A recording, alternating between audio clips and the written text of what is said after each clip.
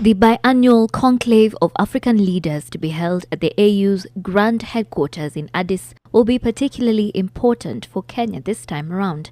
They will be trying again to elect the new chair of the African Union Commission after elections held in Kigali last year failed to narrow down to a suitable leader. Kenya's Ambassador Amina Mohamed will be hoping to make the cut this time. We do not want to be just passive members of the African Union.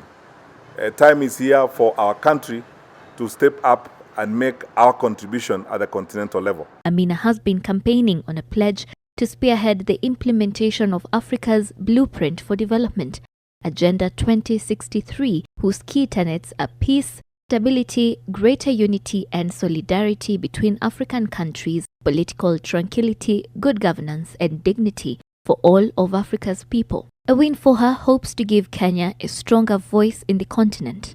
It's time for us to galvanize the foremost resources that we have within the continent, the growing numbers of our young people, to ensure that we strengthen innovation and the deployment of technology, we enhance the education of our populations, and look towards a sense of economic success and self-sufficiency on the continent. They should be empowered.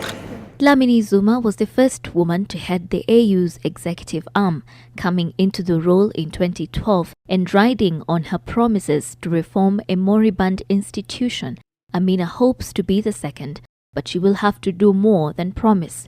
The AU has been criticized for failing to show its mettle in times of crisis. When put to the test, it has repeatedly failed to deploy peacekeepers or troops to crisis zones.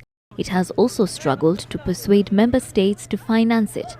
70% of its budget comes from non-African countries, weakening the AU's bargaining power on the world stage. At home, there have been questions about the cost of the campaigns across the continent. We have run a very low budget campaign.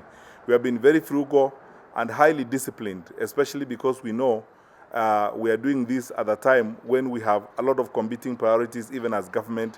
The Foreign Affairs CS will be relying on her credentials. President Uhuru Kenyatta and his deputy have been rooting for her among their peers. She is running against strong opponents. Ms. Venson Moitoi of Botswana is a seasoned bureaucrat and politician. She's held the position of permanent secretary and key cabinet portfolios. Abdoulaye Bathily of Senegal is the oldest of the candidates with a wealth of experience spanning academia, government and international organizations. Agaputo Mba Mokoi from the Equatorial Guinea is the youngest. He's held a senior position in UNESCO, was a senior advisor to the president of Equatorial Guinea, and is currently the Minister of Foreign Affairs. Moussa Faki Mahamat of Chad is too a seasoned national and international politician and is currently Minister of Foreign Affairs and African Integration.